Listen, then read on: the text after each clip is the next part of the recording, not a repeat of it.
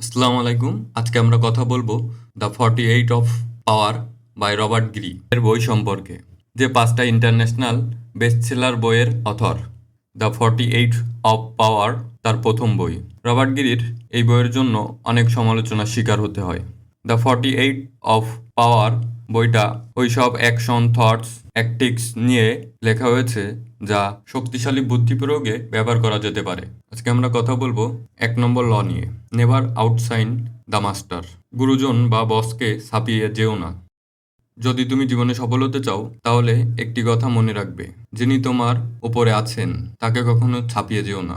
এই আইনটি রবার্ট গ্রিনের বইয়ের দ্য 48 অফ ল এর সবচাইতে গুরুত্বপূর্ণ ও বাস্তবভিত্তিক নিয়মগুলোর একটি। এখানে লেখক বোঝাতে চেয়েছেন, তুমি যতই পারদর্শী, বুদ্ধিমান বা পরিশ্রমী হও না কেন, কখনো এমন কিছু করো না যাতে তোমার বস, নেতা, শিক্ষক বা ক্ষমতাধর ব্যক্তি মনে করে তুমি তার চেয়ে বেশি উজ্জ্বল। কারণ মানুষ স্বভাবগতই নিজের অহংকার, ইগো ও স্ট্যাটাস রক্ষা করতে চান। মানুষের মনস্তন্ত্র বলছে কেউ নিজের চেয়ে বেশি দক্ষ কাউকে নিচে রাখতে পছন্দ করেন না। যখন কোনো জুনিয়র ছাত্র বা অধীনস্থ ব্যক্তি তার বস বা নেতাকে ছাপিয়ে যেতে শুরু করে, তখন সে ভাবে এই লোক আমার জায়গা দখল করে নিতে পারে। ফলাফল, সে তোমাকে সুযোগ না দিয়ে বরং তোমার উন্নতির পথে বাধা সৃষ্টি করবে। রবার্ট গ্রিন এই আইনটি ব্যাখ্যা করতে এক বিখ্যাত ইতিহাসের গল্প বলেছেন। ফ্রান্সের রাজা লুই 14 সময়ের কথা। তখন রাজার অর্থমন্ত্রী ছিলেন নিকোলাস ফুকেট। তিনি ছিলেন অত্যন্ত বুদ্ধিমান, দক্ষ এবং সংস্কৃতিবান ব্যক্তি। রাজাকে খুশি করার জন্য তিনি এক মহা বিলাসবহুল প্রাসাদ তৈরি করলেন, যার নাম ছিল ভানুস।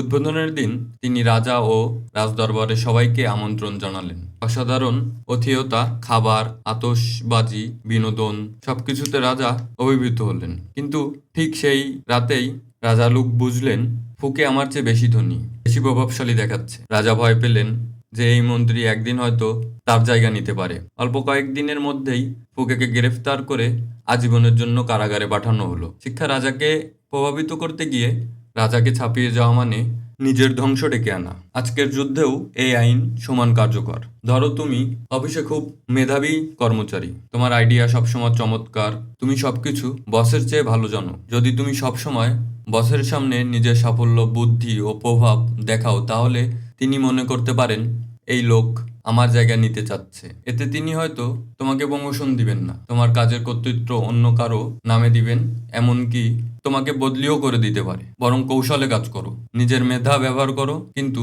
বসকে এমন অনুভব করাও যে তিনিই তোমার সাফল্যের মূল চাবিকাঠি। তখন তিনি তোমার প্রতি গর্বিত হবেন, তোমাকে এগিয়ে দিতে সাহায্য করবে।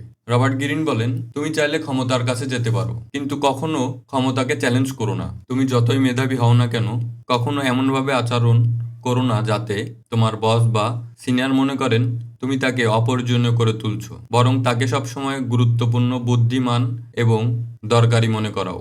যে মানুষ তোমার উপরে আছে তাকে সবসময় সম্মান দেখাও, তাকে তোমার সাফল্যের অংশীদার মনে করাও। নিজের প্রতিভা গোপন রাখতে শেখো, সময় বুঝে নিজের ক্ষমতা প্রকাশ করো। যদি তোমার বস আত্মবিশ্বাসী ও উদার হন তবে কিছুটা উজ্জ্বলতা দেখাতে পারো, কিন্তু যদি তিনি অনিরাপদ প্রকৃতির হন তাহলে সাবধান হও। সবসময় মনে রেখো, মানুষ হুমকি নয়, স্বীকৃতি চায়। তবে স্বীকৃতি দিলে সে তোমার পাশে থাকবে। যিনি তোমার উপরে আছেন তাকে উজ্জ্বল দেখাও, তার আলোয় নিজেকে ঝলমল করতে দাও, কিন্তু তার চেয়ে বেশি উজ্জ্বল হও না। রাজাকে ছাপিয়ে যেও না, না হলে রাজা তোমাকে ধ্বংস করবে। রাজাকে উজ্জ্বল দেখাও, তবেই রাজা তোমাকে আশীর্বাদ করবে। আজকে কথা বললাম দ্য 48 অফ ল বইয়ের ফার্স্ট ল নিয়ে। ধীরে ধীরে আরও 47টা ভিডিওয় আরও 47টা ল নিয়ে কথা বলবো। সাবস্ক্রাইব করে পাশেই থাকুন। আল্লাহ হাফেজ।